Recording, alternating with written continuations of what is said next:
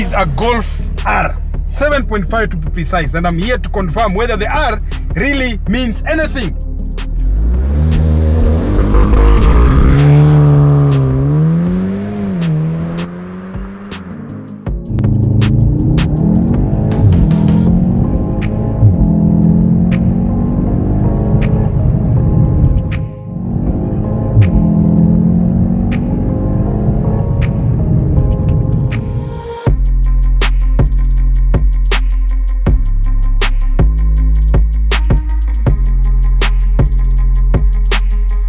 And here she is, the beauty and the beast. Just look at those edges. Look at those curves, my lad.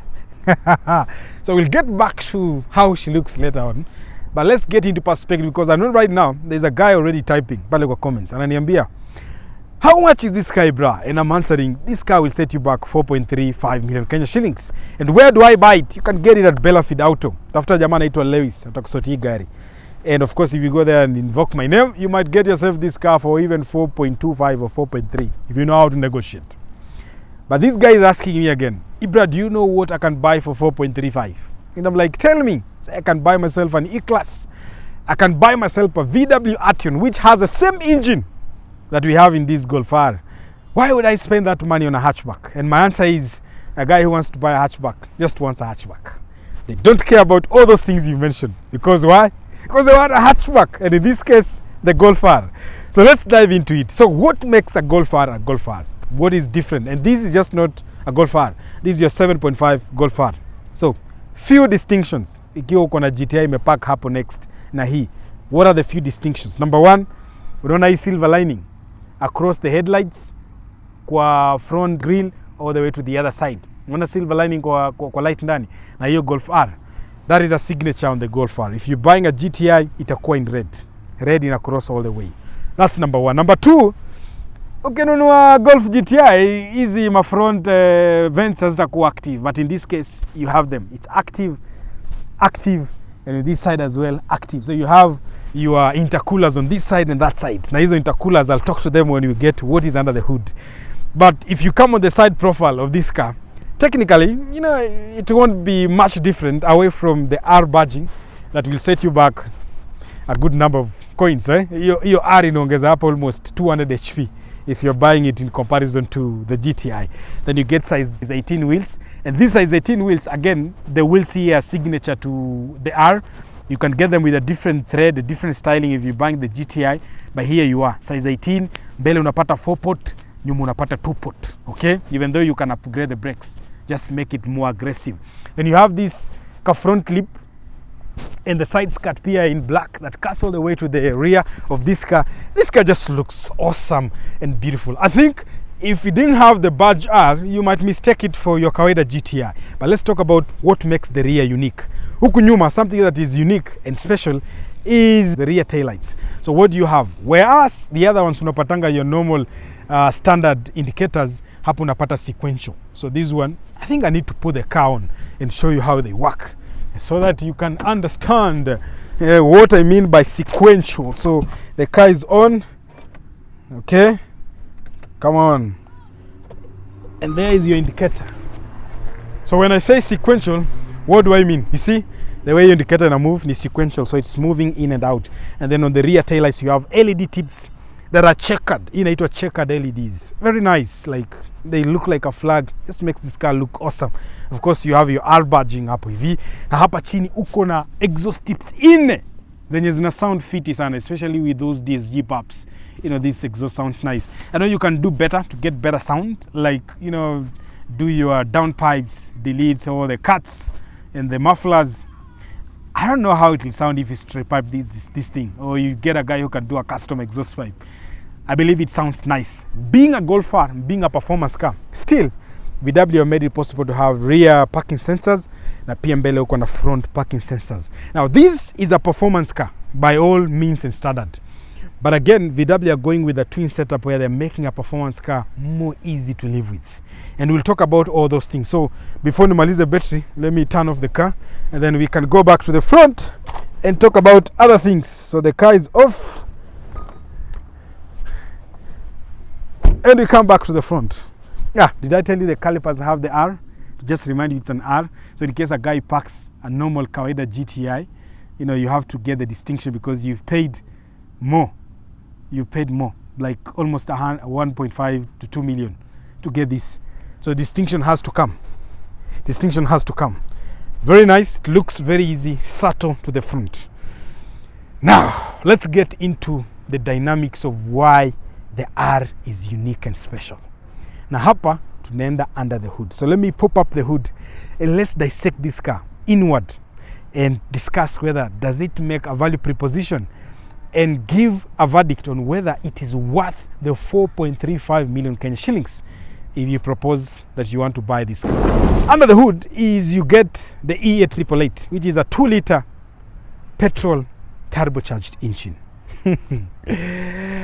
I want to dissect this engine because I know guys who are watching this video, I need you to make a decision after this video whether this car is worth it. Okay, and from the onset, the only thing that gives out the vibe that this is an R or this engine belongs to an R is the R emblem that is right on top of the TSI. Okay, wakidelete hii, you might just look at this engine and think it's your kawaida E888 that you'll find on the GTI. If you see, this engine has been mounted transversely, meaning in a car namna hii. Okay, so the gearbox is right under the battery, and this is your engine setup, and here are your chains, your timing cams ziko hapa, na hii ni intake yako hapa mbele, right? If you buy the competing car that this car goes against, still on the VW group, you'll get the Audi S3. Now that one is longitudinally mounted. Engine yake inakaa namna hii straight. It is important for you guys to remember that because when I come to talk about the transmission, you will understand why there's a difference. Now what is special about this engine? What is different between this engine and what you'll get on your kawaida Golf GTI? Number one, to answer the obvious, the power figures. So this engine is capable of giving you 300 HP. Okay, let me break it down simpler. In hot climates, it will give you 276 HP against 380 Newton meters of torque. In hot, so I may detune for hot climates. Hot in Japan, you know, Canada, you know, there are those climates that are closer to Africa, right? And South Africa as well, because this car sold South Africa, 0 mileage. Unaweza enda dealership na ununue Golf R. Mu pia. Tuko sawa? For the cold climates, this engine is going to give you 296. People propagate it to 300 HP, but 296 again against 380 Newton meters of torque. Those are the power figures. So of course, if you're buying a normal or kawaida GTI, you're only getting 220 out of your engine. And there's a reason why. Because coming back to this engine, so what has been made or what has been designed on this engine to make it give that power? Number one is you're running a bigger turbo. And by running a bigger turbo and having more air coming to the engine, there are a few things that will always change or also be upgraded alongside that. Nakumbuka ile tulikuwa tunaongea ya ratio, air to fuel ratio. So if you're having more air coming to the engine, it goes without saying that your fuel injection system will also have to go up. So they upgraded the injectors on fuel. They also upgraded the fuel pump. So you have better pressure or PSI in terms of fuel pressure. And then something else that they did, of course, on the air intake as well, there's an improvement on the air intake piping, and the exhaust valves also give better exhaust outlet. So, because if you're making more combustion, if you're making more exhaust gas, it means you have to put out those things in a better way. So hizo zilikuwa improved kwa engine compared to the GTI. Turudi kwa engine, pistons improved. You're running a slightly redesigned cylinder head, so meaning hii iko capable to hold your pressure ya power, na hizo vitu zote zimefanyika hapa. Very easy, very nice. Tuko sawa. So those are a few of the things that have improved on this engine to make it accommodate or give out that power. So whereas it's the same engine, but it has been redesigned to handle and output that power. Come back to this side. Now, paired to this engine is a 7-speed dual clutch transmission. Ile mnaitanga DSG. So code name ya DSG inaitwa DQ500. Sawa? Na hii ina run what we call a wet clutch system, meaning the clutch pack is lubricated with a fluid, which is required as a service item when you're buying this car. Tuko hapo. So DQ500, one of the most formidable 7-speed transmission you can get on the market right now, especially from VW. Ukinunua Tiguan 2 liter for motion, itakuja na hiyo. Okay? TSI, whether ni TDI, you'll get that as well. Now, let's move to the side. If you buy your kawaida GTI, you're getting it as well with a DSG. But something unique and different about that is that will be a 6-speed dual clutch transmission. Still a DSG. But that one is denoted by the code name, the DQ250. 6-speed, wet clutch. In fact, watu wengi wanapenda hiyo sana. You remember most people are dumping the 7-speed. And let me talk about the 7-speed because the DQ500 is for performance, is what you get on cars that give out a lot of power. If you want a 7-speed, if you buy, let's say, a Golf TSI. Hey, hapo nimeongea vibaya. If you buy a Golf TSI, the 1400cc, that comes with a dual clutch, a 7-speed dual clutch transmission again, DSG. But hiyo 7-speed, si kama hii, because hiyo inaitwa DQ200. So hiyo ni dry clutch. Okay, system yake ni, it's a dry clutch system, meaning there are no fluids that lubricate or cool the clutch pack ya hiyo 7-speed. Na hiyo imekuwa meant to handle less or little power.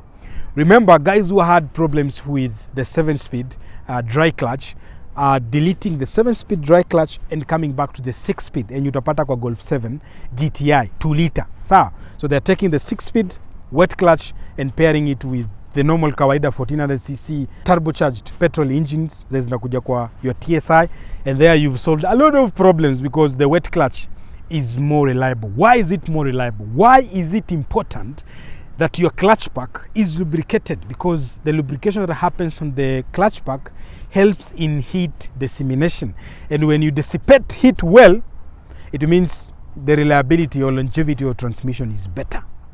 So now that is why the 6-speed wet clutch is more reliable. And people who had problem with the 7-speed dry clutch, who wanarudi wapi?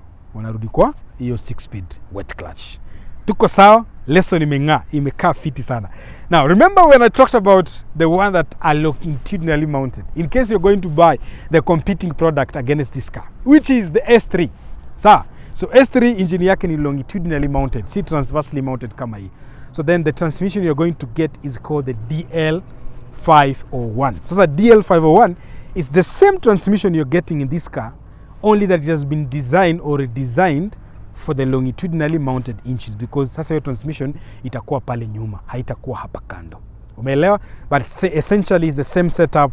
It's a wet clutch, 7-speed dual clutch transmission again, but pale ndani haitaitwa DSG kwa sababu tukienda geliva hii gari imeandikwa DSG du, pale itakuwa imeandikwa S-tronic. Sawa? Remember that? So that's what you get. I hope this has been awesomely explained and easily, put out so that you guys can understand. So one of the reasons why people buy this is because of that. So the setup here is more robust, is more set up for you to accommodate a lot of power and do it reliably. Because this car, you can also just drive it as your normal kawaida TSI or GTI. If you're doing normal costing, nobody will really know that you have a track weapon. That is the essence of this car. Like people who buy this car want a dual boot in terms of how they set up their life. If they want to go beast mode, then they can go beast mode. But if they also want to drive this car as your kawaida car, this car is capable of doing that and giving you fuel economy figures of 14 kilometers per liter. It could actually do better if you put it in eco mode. Hapo tuko sawa? I believe you are good. Now let's get into the interior of this car. But before we get kwa interior hii gari, let's talk about something else that you won't get on a Golf GTI. And that thing is what runs this car. So if you're buying a GTI, of course, you're buying it with front wheel. Imagine GTI, hiyo pesa yote mnalipa. Hiyo kunyama mnadanganya mnanyama watu. You're doing that with front wheel, okay? But what you get here is a special system. So under this car, you get it with what we call a Haldex all-wheel drive system. In its 5th generation, so much improvement in terms of how it handles. But what I need you to know, one of the greatest aspects of why you are capable of getting fuel economy figures of 14, 15 kilometers per liter on this car is because the Haldex all-wheel drive system on this car has a clutch system in between that activates the rear when you need it. But essentially, when you're costing, you got in front-wheel drive. Okay? And most VWs, they are front-wheel drive. Hata hiyo Tiguan yako na isivu, it is a front-wheel drive. It only activates the rear when it feels like you lost traction, then you need power. Then it sends power to the rear. The only unique bit with this one is it does it so fast because it's an R.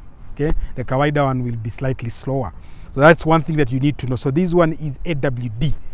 So saa ukikimbia speed ya kidogo iko decoupled, hapo nyuma hii nyuma will exist. But once you need power, it connects. Something else that we need to talk about, because talking about a performance car, there's something that you guys will always want to know.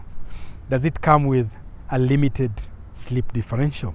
Now this car has an electronically simulated limited slip differential using the brake system, the ABS. So the computer is what sends signals to these wheels, and they're able to, you know, brake or unbrake different wheels to give you that feeling that this car has a limited slip differential.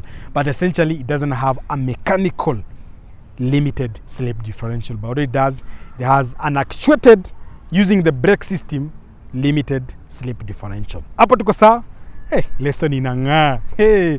So let's talk about practicality. Of course, if you're buying a hatchback, practicality is not one of the greatest thing that you're going after, right? But this has decent. If you compare these with the Audi S3, of course, this has decent practical boot space. Hata kwa interior yake, you realize the way this car has been designed, you know, it has, and unajua natumia, it's essentially a normal Golf that has R elements from performance, from all that. So unaona hata hapa wako tuna Golf ya kawaida, okay? I don't know whether it has spare wheel ama haina spare wheel. Those are our filming gear. Let me just check. Kwa sasa kama hii inakuja na mat. It's important that I do check. Yeah, it has a spare wheel. That is quite interesting. I didn't expect that, because most cars here do not come with that. But this one seemingly it does, which is dope. This one does. Ingia hapo bana. Very nice. So there you go. Full spare wheel kwa sababu hii gari yenyewe, but hakuna electric. I don't know. You guys tell me in the comments. Are there R's that have this one? I know it could be an option. Again, something else that could be an option is your sunroof. So kuna zingine zinakam na sunroof as an option, which is a very dope spec. Oh, I forgot something important. Guys will shoot me for that.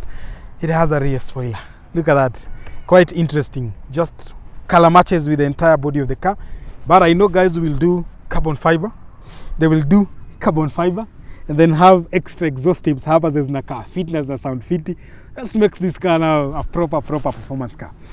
So I want us to go into the interior of this car and see how different or how special this car at the interior, and does it really, why am I talking as if I can't go to the interior? Tuingie kwa interior. Let's go back on this side, talk about the interior. But I dig how this car looks. Tuingie ndani. So I think where we need to start from is the rear, because I believe this is where the juice is. Interior is quite easy. You're having full leather interior, Napa leather on this one. Quite nice. Of course, Napa leather is a premium setup if you want to buy premium leather. Plastic with some soft padding up by Alcantara, but generally plastic. But this is what you get on Golfs. Akunanga difference. You push this thing down, you get your 2 cup holders, but these are very nice cup holders because you can do this. Unaweza change size yake. So if you have kids here who are carrying different bottles, na bottles zake ni tight, you can actually do that, which is quite interesting and easy. You can also open this when you want to store a long package and inapita huko paka ndani. See, you have a hole there, which is dope. Something else, you only have 2 air vents, but you can't control. You can just shut them down or open that for air to come in. And then you have your, of course, it's still a performance car, but uko na isofix points, so meaning you can carry 2 kids, one there and another one here. Hapa katikati ya baby mtu. Pockets for storing your stuff. Away from that, it's an easy, you know, well put together car. You don't get your lock and lock buttons here, but you get your auto windows. So auto inamaanisha ukifinya mara moja inashuka chini yote, ukifinya mara moja tena inapanda yote juu. Then you have a bit of fake carbon fiber going on, which adds on to the element of this car. Did I tell you have your fishtail? Yeah. You have a fishtail. So of course, just looking at the side mirror, okay, it's christened in a silver color, which again translates to the R badging, E-chrome. Just look at that with your side blinker, which again is sequential LED, which is nice. Tukikuja hapa mbele, hapa ndo kuna konga na mchezo. My seat, for the driver seat, it's electronic, meaning you can adjust it electronically and you have memory functions. But ukienda kule, and I have to go because VW keeps on doing this to us. And today lazima nuoneshe. If you go on this side, you can see it's manual. So hii ni ya kukunja mkono. Hapa masigwembe, right? And there's a feature here. You know, if you're carrying a child here and you feel it's important that you put a child seat here, VW have made it possible for you to turn on and off this airbag. Because the reason why tubebangi watoto hapa mbele ni kwa sababu ya hii airbag. Hii airbag ikitoka ichapa mtoi, not good. So if you have a young child who is able to sit on the front seat, but technically they still qualify to be called children, then you can take the car key, put it in that hole, and turn off the front airbag. I don't know whether that is recommended, but you guys tell me in the comments. But I was telling you the side mirror before you go in. Unaona iko na aka sign. So this is your blind spot assist or monitoring system that helps you know if a guy is coming on the side. Tukiingia hapa ndani, very nice bucket seats with an R badging to remind you that this is an R and it's normal GTI. In a power leather again, very comfortable, very cushiony. I love how they feel going into this. What makes this car unique and special again, in comparison to, let's say, a VW GTI, of course the infotainment system is upgraded. So this one you get Android Auto, Apple CarPlay, and then you also have your digital cluster, which is also upgraded, and it's very, very clear, very clear. Let me close the door so you guys can see it. It's very clear. If I put the car on, yeah, let me put the car on. There you go. Just look at how awesome and beautiful that is. Angalia hiyo digital class inakaa fiti maze, looks nice. And this one here as well, very good. I need us to talk about few interesting things. Yeah, there's a button here called P. This is an auto parking. So this car can identify parking spots and park itself, which is dope. Let me turn off the indicator. Okay. It can park itself, which is very, very dope. And then you have your mode selector. So this mode selector, you get eco mode, you get comfort, normal, race, and custom. Let us talk about something else that this car is unique and special.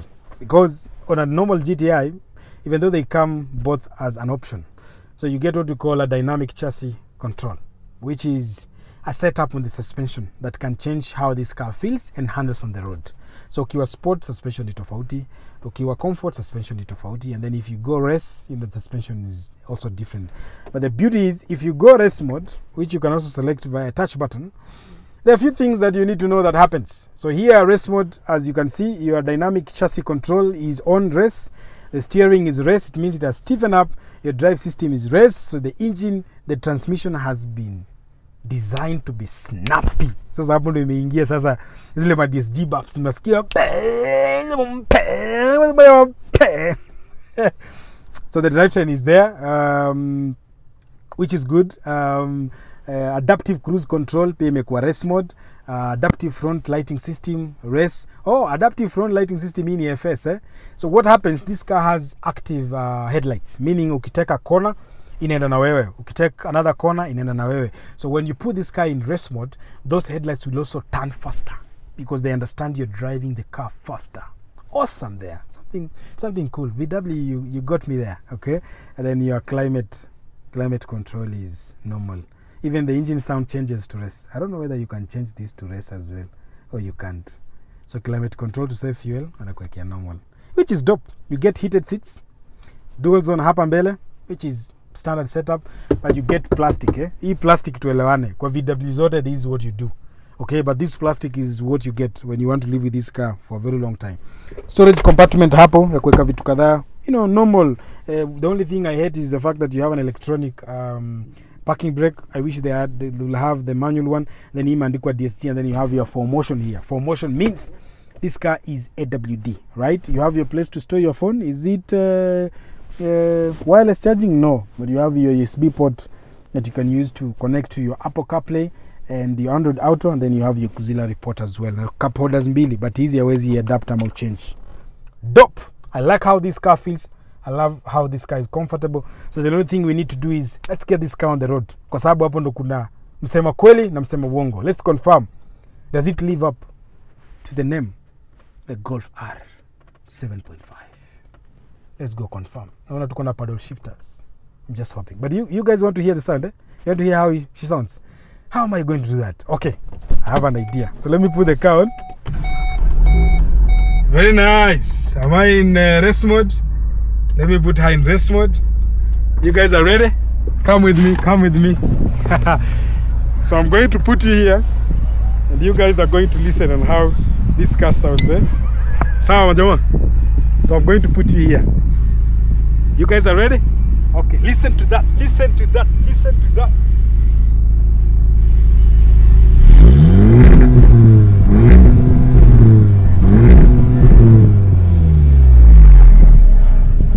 Unfortunately, it has a rev limiter, so I'm not getting anything beyond 3.5, 4 RPM, 4,000 RPMs. That's why you can't really get the sound. But do you see, did you hear that rumble? Let's go do this sound test again on the road after we confirm whether this car is worth the 4.35 million Kenyan shillings, because the only reason why I'm buying this car is for that. But right now I'm in eco mode.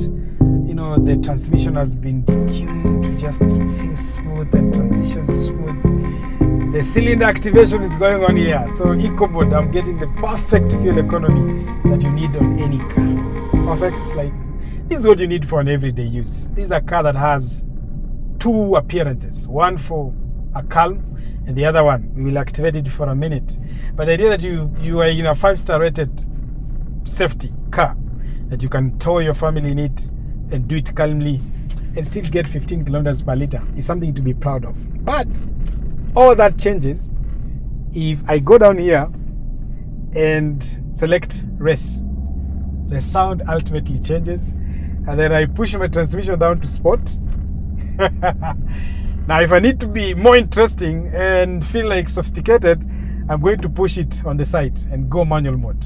Now that's where I activate my paddle shifters. I'm going to go down to M1, that's gear number 1, and I'm going to put my feet down in 1, 2, 3, go.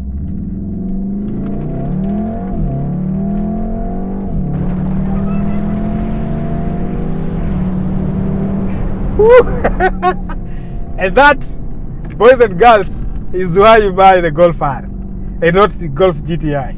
Because of that 300 HP, 380 Newton meters of torque, and that sound. That's why you need a DSG in your car or a dual clutch.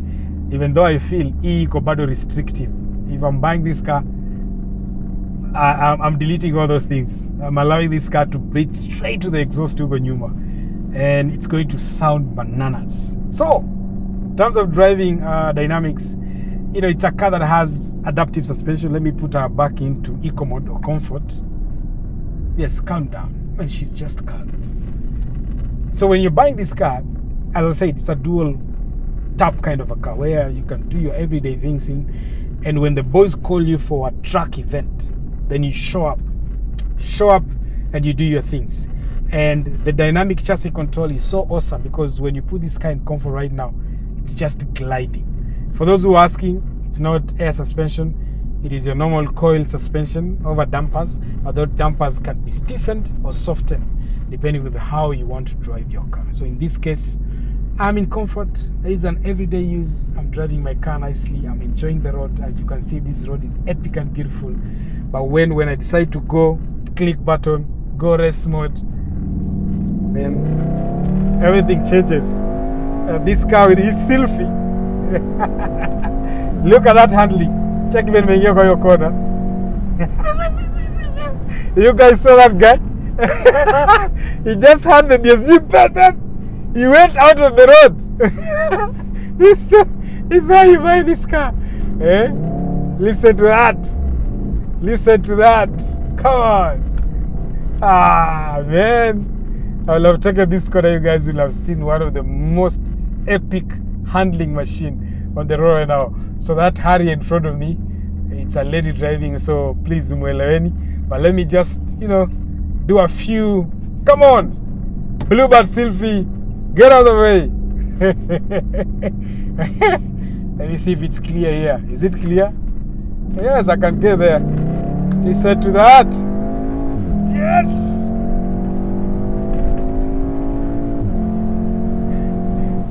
Ah! Woo! Angalia your corner. See that? See that? See that? Boys and girls, that's why you buy an R. See that? Whoa! I think we need to make a U-turn. That's why you need to buy an R. Again. Woo! It's so addictive. So addictive. I'm in love with this car. Will I pay 4.35 million Kenya shillings? Yes. If I know what I'm looking for, of course, people are going to buy this car. And not guys who are thinking about the figure. They're actually thinking about what this car can do. And if you know what this car can do, that's why you're going to buy it. So let's make a U-turn here and go back. And go back to where we came from. Okay? Rear cross traffic alert, which is awesome. So you still get all the technological advancements on this car.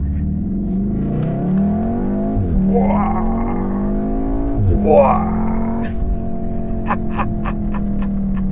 Beautiful machine. Beautiful machine. Let me see the braking. Okay. Wow.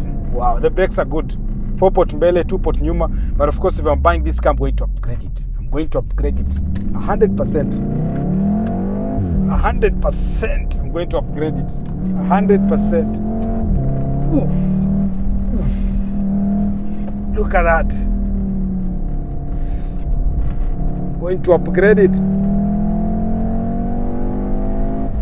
So the only thing we need to do is 0 to 100. I know you guys are curious, right? Let's do this. Let's do this. I don't know how to launch a DSG. You guys will help me, but I've been struggling with it for a while. But I'm going to try my best. So my drag is on. I'm going to try a launch. Sport, race mode, kila kitu.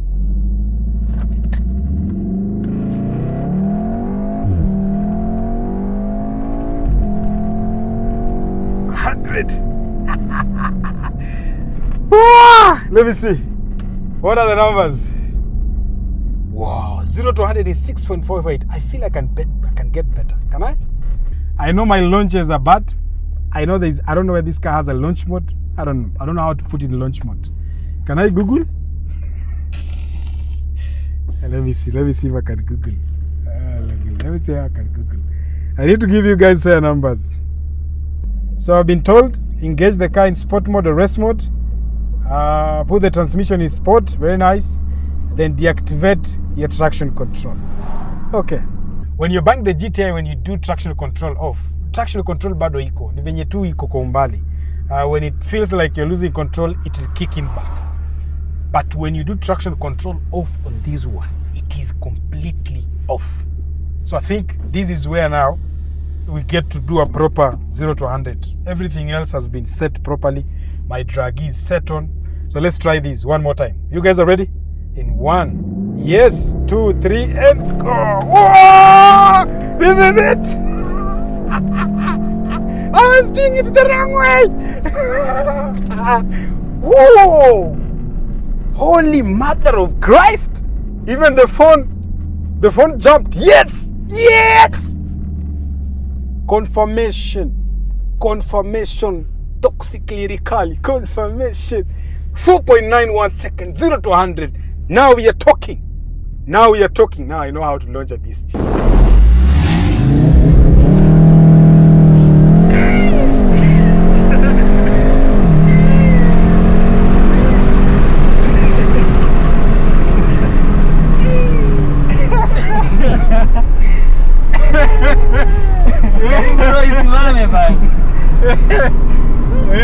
See guys, James here was arguing that he cannot pay. How much did you say you can't pay? 4.3 for this car. So now we want to test, we want to confirm whether you can pay. So we're going to launch, because the reason why you're buying this car, because I'll be a launch. Sawa Mr. Jemo? Yes. Wewe Fabio mko sawa? Tuko sawa. Mko sawa? Mko sawa? So there's a nice place here. Let's confirm. Umesema 4.3. Okay. I'm coming to a standstill.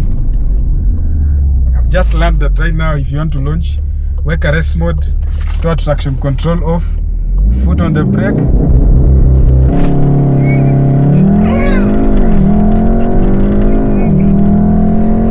Yeah,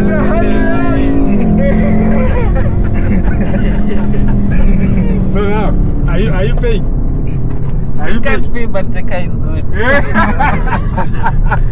I still don't have my market. And that's why you're going to buy a Golf, boys and girls, because of that. You're not a flaco. Tumbo imeingia kwa. And then now let me show you guys something. Nikiweka comfort mode, nirudisha normal driving, hata niweke AC on. Acha niweke AC on. Ndio msikie unasikia venye imekaa. Acha nirudishe traction control on. Now the car becomes like your normal GTI. Hata si GTI, hii hata inakaa TSI. Like imetulia, usikia hata suspension imekuwa soft. This is why you buy the R. This is normally easy gari ya watu hawana kitu. Kama huna kitu, hii ni ya watu wako na kitu na unajua kitu wanabuy. Lakini ukiwa na akili kama za Jemo hapo, hii hawezi buy. So wacha tumalizie hapo. So, without further ado, let's go and talk about value for money. Does this car make a value for money preposition? And I believe you've gotten it now. 4.9 seconds, which is the exact number that this car is rated at. 4.9 seconds, 0 to 100. Let's do this. So there you go. I hope this has been a beautiful review. And just before I talk about value for money, because it's important that we do discuss value for money. I know the guy who is thinking about buying this is also thinking about buying an S3. So where does the Golf win over the S3? One, as I said, is the cabin space. So you get more comfortable when you're buying this. Number two, you guys need to know that Audi, parts of Audi, somehow, I don't know how, but somehow, parts of Audi, they're more expensive than what you buy on the Golf. So for instance, I'll give you a hack.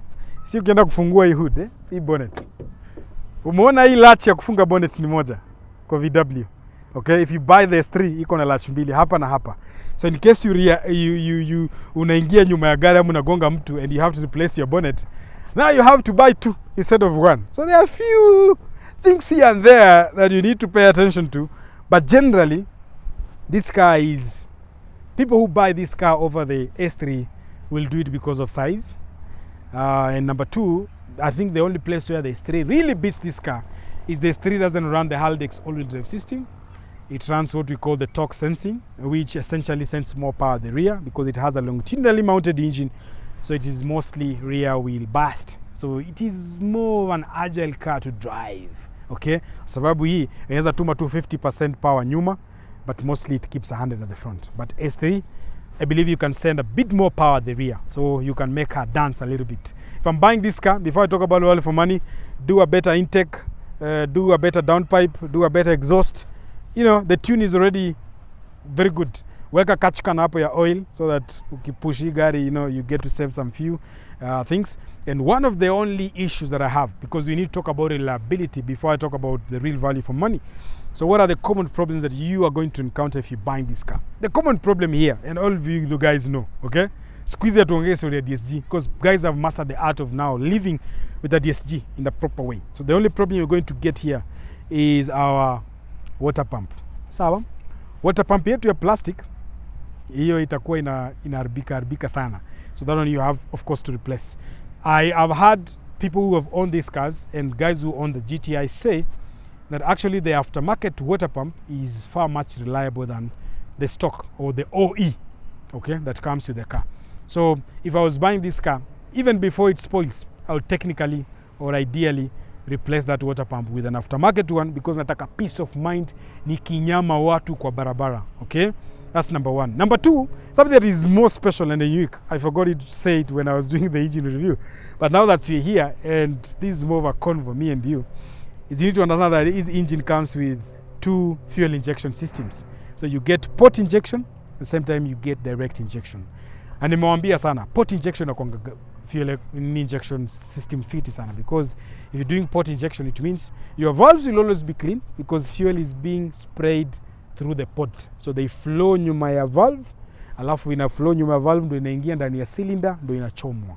So valve zako hazitakuwa zina build carbon over time, kwa sababu hizi gari, the one that come with a direct injection system, are prone to carbon build up. In fact, intake inangolewanga hapo ndani unapata tu ni black carbon build up, very gunky.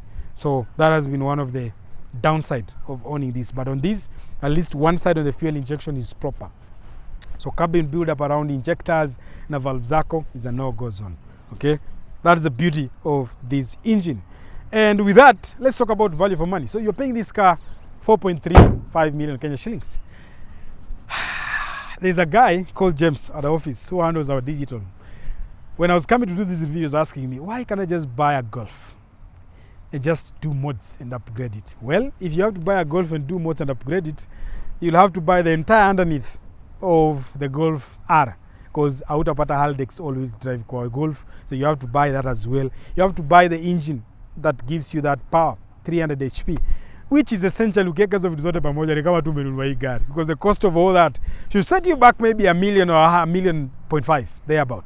So begs the question, why would you take a kawaida Golf and do this? But I have an answer. If you guys can ship your cars, which you can, from South Africa, listen to me. South Africa, there are few units. They are very limited units, by the way. I think they were produced around 500.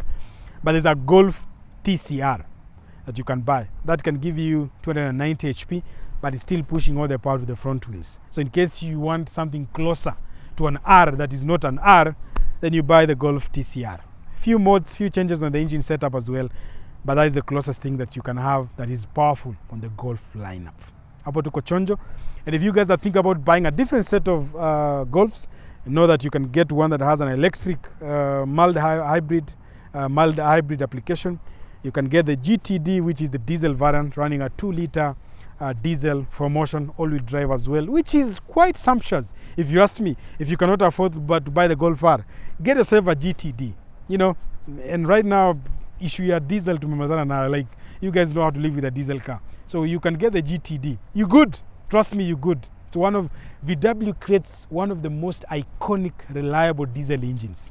So if you can get that as well, you good. Perfecto. I've been your host, Papa Skofu Ibrahim Tolo himself, on this epic Sunday episode. And if this video is awesome, if you like this video, please be my messenger, be my friend, be my guy, be my lady, be everything that you need to. Just like, leave me a comment. If you can share this video, kindly do, because that is the only perfect way of you supporting me and the team. And we will definitely keep making these videos awesome and better every day, every single week, every single month, and every single year, because we're on the road to 200 subscribers. So those who have not subscribed, please be a subscribe, because I think when we get to how many 10,000 subscribers to 200, I'm going to set a challenge for myself and my team, where we're going to try and tackle a video every day until we hit 200. So if you want us to do that, at least get us to 190 or 195. So subscribe. Thank you. It has been awesome having you here. Until the next one, bye bye. And remember, if you want to buy this, kimbia pale Bellafid, look for Lewis. He should give you a good deal on this. If you negotiate well, maybe 4.2 or 4.25. Waambie ni Bra amekutuma. Bye bye. See you on the next one.